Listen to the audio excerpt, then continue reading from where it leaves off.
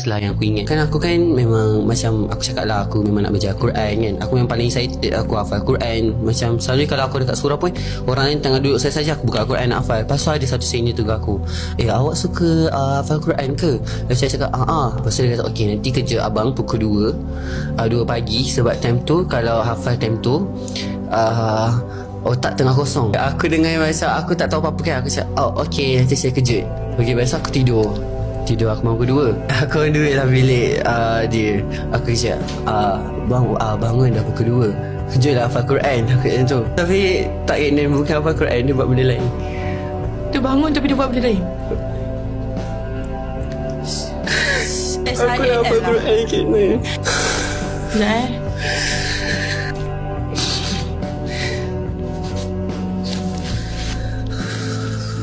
Sekejap Sorry. Aku harap korang faham dah. Tapi memang dia terus tarik aku yang aku tak boleh buat apa-apa lah.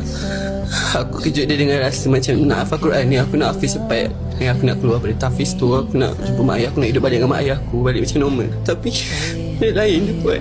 Aku tak sangka reaction aku macam ni. Aku ingat aku dah boleh lupa benda tu. Aku dah boleh terima benda tu. Tapi bila fikir balik aku macam kesian lah dekat diri aku. Macam aku kejut dengan harapan macam kejut dengan harapan. Sebab memang aku pernah dengar kalau hafal pagi-pagi senang masuk otak. Tapi tak sangka pula benda yang aku paling takut terjadi.